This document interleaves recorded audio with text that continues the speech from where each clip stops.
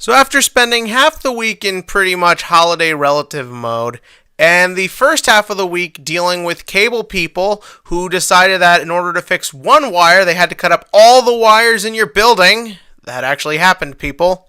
I am finally here to talk about the two-part duel between Yuri and Yusho. That's right, people. Many people were thinking, this is a filler duel. This ultimately serves no purpose. This is just an excuse to make this go on longer. You are all probably right. And yeah, actually there's no way around it. You are right. Especially when the duel between Reiji and Reira kind of wound up meaning nothing in the end. But you know what? When all's said and done, I kind of like this duel. And it's not just because of the ending, but we will get to that because that is worth talking about. But just in general, we've built up Yusho for so much for his entertainment skills, his duelist skills. We've seen the frickin' dragon magician thing, I'm blanking on the name right now, so many times that, perfectly honest, I kind of felt like we needed to see him duel before this show was over. And you know what? It really was entertaining. The thing is, these are supposed to be called entertainment duels, but to be perfectly honest, for the most part, they just play out like every other duel. So what really separates them? Well, seeing this guy, I really got a sense of it. I loved how fun and playful he was. I love how sort of vaudeville the way his cards looked. I love how that sort of actually did affect Yuri and try and get on what Yusho's trying to do. He is constantly trying to make people smile through dueling. Even if you're about to try and kill him, he will go to the grave trying to bring out your happiness. And I liked seeing that here, and I liked seeing his final moments go out for his ideals. And I like the fact that that had a legit effect on Yuya with everything. It did bring him back for a minute. It was able to bring back those childhood memories of seeing the amazement of the whole thing and the spectacle of the whole thing. And I legitimately felt that. I would totally pay money to see this guy's shows.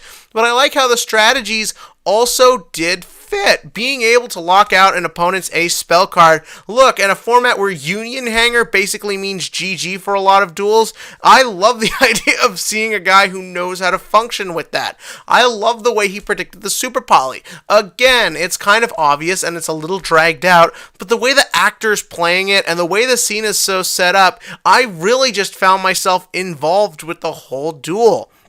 And I love the way Yuri reacted to it as well. I legitimately liked that it was pissing him off. Yuri, from every duel we see him in, has fun torturing people and getting under people's skin and just making everything about them suck. But I love the idea that now that the shoe is on the other foot, that he is the one who's kind of being toyed with, it legitimately seems to annoy him. And I like how that actually kind of interests him more. It keeps him excited and wanting to be involved.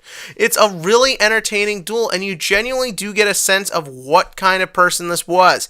Now, a lot of people, again, like I said, will see this as filler and just dragging the series out, but at the end of the day, I was entertained by this, and I really had a good time with it. And as for the way this duel resolves, oh god, that was great. First up, I loved seeing Clearwing get brought into it, because there really is no logical reason for him to use Clearwing, except for the fact that he has it. Why wouldn't you?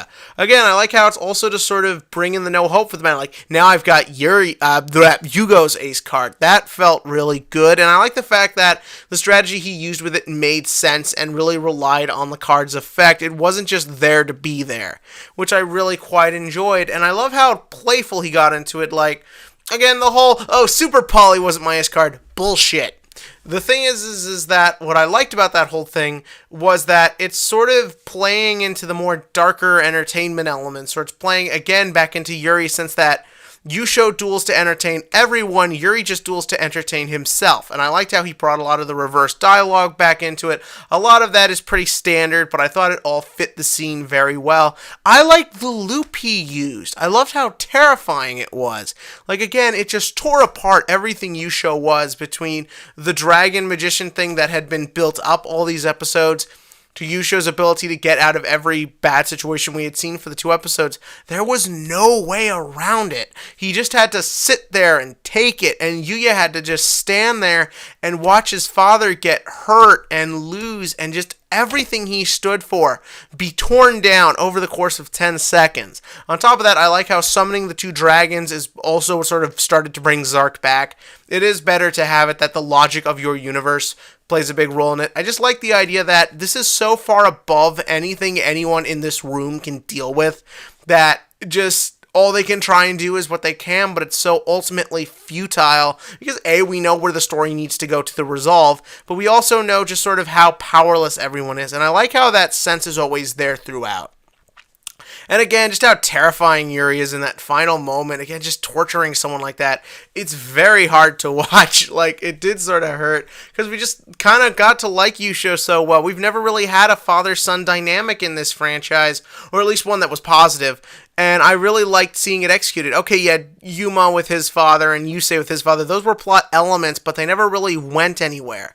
I like how Yuya and Yusho's relationship is so powerful that seeing Yusho taken away really affects Yuya to the point where Zark can even now take over Yuto as well and engulf him in the darkness. It's such a powerful moment, and I thought it was executed really, really well. Again, if you have a problem with the dragging out of it, I totally get that, but for me, I thought it was just an excellent 2 episodes. Again, it took something that didn't need to be important and really brought a lot to it. So that's what I liked. But what did you think? In the comment section below, give me your thoughts on this episode, Yusho's departure, Yuya's true giving into the darkness, and no TCG question of the week. If there's anything, if you have any comments on YCS Anaheim, tell that below between the rise of Paleozoics or Totally Awesome being a thing or a brilliant engine being thrown in ABC's winning. But I am sort of wondering, for those of you who don't know, yesterday morning they announced that Code Geass Season 3 is now in pre-production. If you haven't heard of this show, this doesn't proclaim to you, but this is a very popular, well-liked anime. I don't like it. It's not my type of show. But I am curious because I won't spoil it, but when I watched the show back when it aired on Adult Swim in like 2008, it pretty much ended with no room for a 3rd season. I want to know if any fans out there are watching this, if you could give me sort of an idea where you think a Season 3 could go without spoiling it too much for those who haven't seen it. But as always, click to like, click to subscribe, and we'll see where all this goes.